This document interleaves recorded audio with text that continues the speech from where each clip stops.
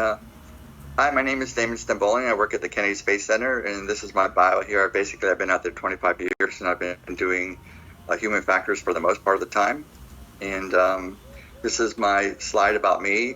We present this to people at work. We have this, it's called a management slide, just about our personal lives and things like that. So I just wanted to share that with you.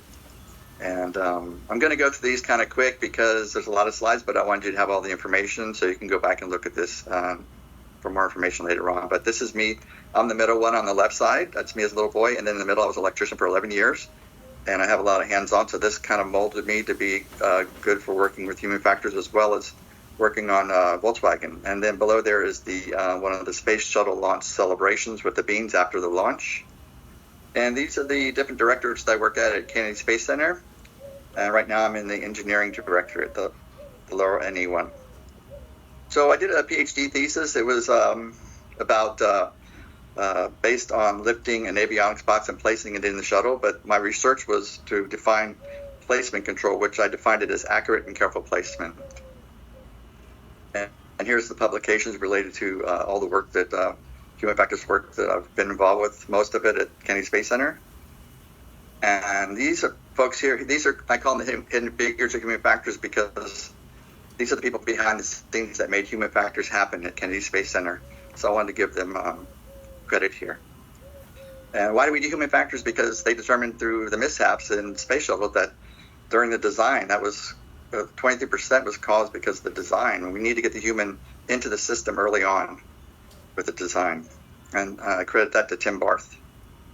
So what do I do at Kennedy Space Center? Most of my work is revolved around this mobile launcher and all the subsystems, over 40 subsystems, and we also have a mobile launcher too that we're designing. So in the design teams, and we're fusing human factors into the design.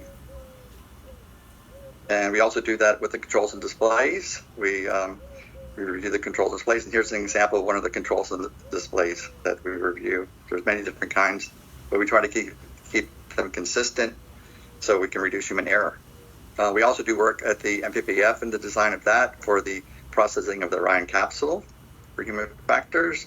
And here's the definition of the human factors that is specific to KSC. And this is the process that we use at KSC, but I'm not going to explain that. I'll explain it in an example here. This is on the mobile launcher. This is the crew access arm. And there's many components and to the crew access arm and to all the subsystems. But here we're going to just look at one component for an example, and that's the motor, as you can see on the lower right.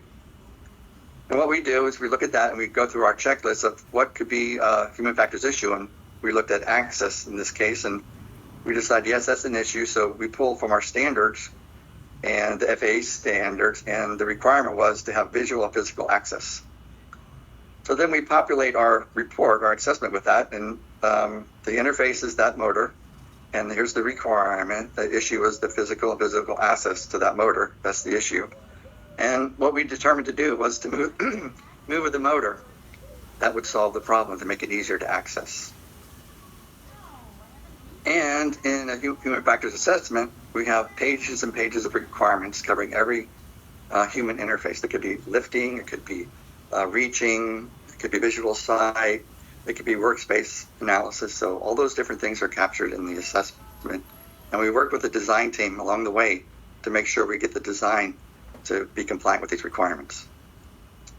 And sometimes we use human immersion to do the verifications. And we did that with this reach assessment here for the physical access of the hold down post of the Artemis. And we also did this with the Orion for installation of this connectors. And you can see here the scupper, this piece of metal in the way that needed to be redesigned. And we also did that in the VAB for the same location, but in this location we have the ogive over the Orion, and it's much more difficult to reach. So both of these can be reached by the 95th percentile human with longer arms. So we were able to do the operation. Here's another example of the emergency egress system where we compared which side would be the best side to have the release system, and left side or the right side. So we did some modeling here, and it showed that on the right side it was much easier for the backup person to reach the release mechanism. And so one of the best parts about being a human factors engineer is doing the walkdowns. We actually do the physical walkdowns out in the field. And here's an example of one of them. It's the one of the umbilicals, and we get to go out and see all the hardware and inspect it. And that's the last verification that we do. When we do a verification in our human factors assessment, we look at the design, we talk to the engineers, and we give a confidence that these things will be met. But at the end of the day, we have to go out and verify by inspection, actually seeing the hardware. And that's we do that before we DCR the product. And here's a picture of me out at the Artemis, and before the launch, the first Artemis 1. And this is not a walk down, but the left one is a walk down, so we get to see all the hardware, which is one of the best things I enjoy about human factors. Is one thing, I get to work with many teams and many different people, many different leaders, and I get to understand all the different systems, electrical, mechanical, fluids, every one of them. I get to understand about them and be able to help them to improve them for the human operations. And here's my final slide, and it's just kind of pictures of some of my friends along the way. And one of my best pictures was with Uhura here from Star Trek. And if you haven't seen the movie Women in Motion, I highly recommend it. She has done so much to help people, and she's a great inspiration. And I hope you would watch the movie. And Godspeed and thank you. And